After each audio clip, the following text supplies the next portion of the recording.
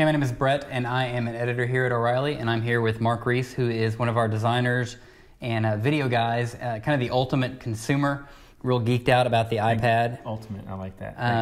And so one of the things we've been doing is focusing on the developer. We've got some videos about building web apps for this thing, and we've got some stuff coming this week on native apps for the iPad. But really wanted to take a few minutes and talk not about how it felt to unbox it and the magic and all that, but just as a consumer of the applications that we're building, what are you liking about it? What is driving you nuts? And really, as application developers, what should we be thinking about so that you're not surprised or throw this thing across the room and something didn't work the way you thought it should. Right. So first impressions of things that don't behave like you expected. My first thought was I didn't know if I'm holding a large iPhone or am I just on a smaller desktop. So it's a weird marriage of mobile and portable and. So that's just a real estate thing, like it's just how big it is? So I haven't really been able to put my finger on it yet, but like one of the first things I did was I went to the App Store and I wanted to see the latest iPad apps. So it comes up with a screen and it gives me the options. I see these little dots like you see on iTunes, right? The desktop version, the desktop version, and you can just scroll sideways. You can like flick sideways on your Magic Mouse, but you can't do that here. So the little dots were a little misleading. On the iPhone, when you have those, like even on the home screen, you can swipe. Right. So I come here and I have to hit the arrow button. Wow. So I mean, it's a small example, but it's a good example of things that I'm used to on my iPhone or different mobile devices, but it's behaving a little more like a desktop where I actually have to click as a something. Developer. Do you thinking about this? Is it that both of these controls are here, or that this kind of meme is one we've already seen and it doesn't mean what we think it means? That's probably what it is. Is there's an expectation from consumers for certain behaviors, right? And especially it's billed as this great device that's fun to use. Well, I don't think it's fun to touch. I think so. We're overloading. So because if you go to the home screen, we've got it here and we can swipe. Yeah, the same little dots and everything, and you're swiping, and they make such a big deal about gestures. Okay. And it's just what we've come to expect. So don't overload these visual ideas if you're not going to implement them the right way. Yeah. Okay. Yeah. Okay. What else have you noticed? We mentioned a few videos before. I'm a sports freak, so that you are. Yeah, one of the next things I did is I went to ESPN.com. I just wanted to see what and I like this because it gave me the option. Do I want the mobile browser or do I want the full ESPN.com experience? Right. So I wanted to see what this thing is really capable of. So do you think? So before you go on, do you think it's because you would want that on everything? I mean, would you want that on your iPhone, or do you feel like because the iPad's this kind of hybrid? Yeah. I mean, I love ESPN.com's mobile site. I think it's great. Right. Screen real estate is at a premium, so you don't want just crammed full of stuff. Right. So I just wanted to test it out. It gives me a little option to remember my choice or not. So and if you're interested as a developer, we talked about the iPad in the videos earlier on web apps. That really the iPad is this kind of in between device. Right. So this is the way they chose to overcome that, is rather than trying to fit to that. Yeah. Pick what you want, which is a good. I mean, it's twice the work, but for a web app, it's a good idea. Yeah, exactly. So I want to see. I've heard it's so much. It's got a better processor. It's a nice internet experience. So I just went for the full site. So we're gonna let it load here, and I was really impressed. You hear all this stuff about Flash. Yes. And no Flash, no video. It's the evil. Whatever. Right. I clicked on this little play button, and what do I know? I mean, Dickie V is screaming at me talking about March Madness. Right. And I think if ESPN.com can figure it out on day one, I mean, surely, it's not that big of a deal because obviously they figured it out. So as a consumer, then the Flash thing, you don't care. You're expecting video. Yeah. I don't care what you use. Just give me some video. Right. So now because this is not YouTube. Does it being YouTube versus it being embedded matter? Do you feel like this is up the ante? Because a lot of sites will take you to YouTube and you can still watch it. Yeah, as a consumer, I like all of my stuff in line. I don't want to have to be going over here. And you're a video guy, so I think there's an expectation there. Yeah, probably I'm a little more media savvy, and I have a little higher expectations. Okay.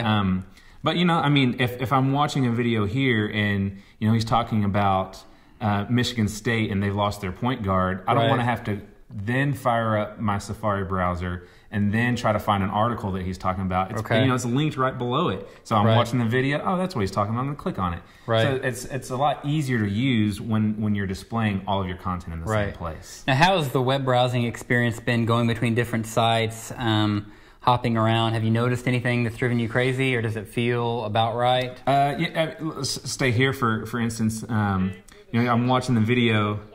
I like being able to move around while the video is playing, but I can still get the audio. So, I mean, it's obvious that they've really stepped up their internet experience, because, on a phone, it's you're either doing this or you're doing that. So I like being able to do multiple things at the same time. And, popping in and out of windows, it's, It's now, we have a keyboard here, and one thing that's been interesting is I don't think you've touched it yet. Whereas if you're using a desktop, you've kind of got that hand or two on a keyboard. Yeah. So it seems like the gestures, you're treating it more like whether it's a big iPhone or the Minority Report thing we've talked about. Yeah, there is one thing, and I don't know if it's I just haven't gotten used to it yet, or if it's a little I don't know, something that they didn't catch. If I come here to type, no keyboard comes up. Right. Because you get the Bluetooth. I've got a Bluetooth keyboard attached, so I have to use the keyboard in order to, if I want to search for, I don't know, Wired. Okay, no, so it's... Right, and another thing, so it gives me a list, but I can't scroll. So, so as a consumer, I'm thinking... Yeah, so as a developer, my first, and we honestly have tried, and we're not sure yet if this is an Apple limitation. Right. Or not, but keystrokes, give me keyboard shortcuts, the ability. Internet Explorer has the ability to drop down to your favorites. So exactly. Come on, Steve. Big whoop that you're giving me suggestions. Give me that. I want to be able to click here. You know, so I can type in Wired and hit enter, and it'll search for Wired. And you hear, I'm hearing it billed as a laptop killer, possibly a netbook killer, probably. Give me some keyboard shortcuts. So this is interesting because, we all see the picture of the guy in the gray sweater with the legs up on the coffee table. I don't know. And there's no keyboard. So if you want the keyboard, it blows up that whole kind of paradigm. Yeah. I've used the keyboard on screen some. Again, it's day one, so we don't really know too much. Having an actual keyboard is really nice. Right. It is really nice. Right. And can you just disable that? What do you do to disable the Bluetooth? I'm assuming, you just gotta turn it off. So turn that off, and let's see if the keyboard comes right back up, because this is another... Yep. Again, thinking about things like the keyboard... Then so you get that now, and you don't even have arrow keys here, so I wonder if they just didn't think about... Yeah, maybe not. Yeah. The arrow key meme. Although, to be fair, we walked into the store, and this was the keyboard Apple handed us. Right, that's true, yeah. Okay, what other... we've talked about Flash versus Apple. What's the Google on Apple experience? Because I know you're a Google Docs. Right. Google. Yeah, I use it for work and personal. I went to... Let's go to Docs. Again, it's just easier to type on the keyboard. So while you're getting... I think that's a big key for developers. Unless you have a purely tactile game, if you can software bring up that keyboard, even if there's a Bluetooth one attached, it makes a lot of sense. So I'm going to get into Google Docs real quick. This looks nice. Yeah, it looks really nice, and I was like, okay, Google's stepping it up. What's interesting to me is this is, from a developer point of view, not flashy. There's nothing that makes me go magical new device, but it's very functional, and you responded positively. Yeah, I was impressed. It was nice and clean. So how much are you looking for the dazzle? I'm not. I'm not. I am a motion graphics type guy, and that's what I spend my day doing, developing motion graphics. I want what I want quick. I don't want to have to wait for different things to come on. I'm not impressed by, a glassy icon versus a flat metal icon. So we get simplicity. I guess unless you're building explosions in a game. Right. If it's going to take away from the performance, scrap it. Okay. Scrap it. Okay. But again, I don't want black and white. Yeah. We talked about the Kindle and length. Exactly. So which has color, we should add. We've been bashing that for nice a week. Job. So I clicked on a spreadsheet here, and I was kind of surprised that I wasn't even able to edit it. Really? Even I can edit Google Docs on my phone. Not a chance. Oh, wow. And it doesn't scroll. No, I've not seen this. It doesn't even scroll. You can... No. I mean, good luck trying to edit some Google Docs on your iPad. Wow. Yeah. We're probably knocking this out of focus, but this is amazing. Yeah. I hadn't seen this, actually. Holy... Yeah, I mean, that's one of the very first things I check because, I mean, I'm working, I'm on the road, I want to get in and I want to be able to edit my documents. I mean, if this is to replace your laptop and traveling work computer, you better be able to edit some Google Docs. So what's interesting is that they've got the nice, I mean, it looks like... Right. It looks like they did some work on it. Yeah. Right. And so unless I'm missing something and there's some sort of secret area of the screen you're supposed to touch, right. Good luck trying to access your Google Docs. Wow. Yeah. So I wonder how... So, I mean, their mail is nice. A nice new... They can scroll in their mail. A nice new iPad optimized mail interface, but Google Docs is not working. A lot of weirdness with this. You can move it, but it doesn't go anywhere. Yeah. So is that problematic? Would you rather it just not move if you can't? Because I noticed if you let's go to. No, I would see that it didn't move, and I just wouldn't try to move it anymore. Okay, let's see. Maybe that's my futility. Right. The difference between a developer that tries to fix things and you that just say, "Oh, this sucks." Yeah. Okay. Anything else that's jumped out at you so far?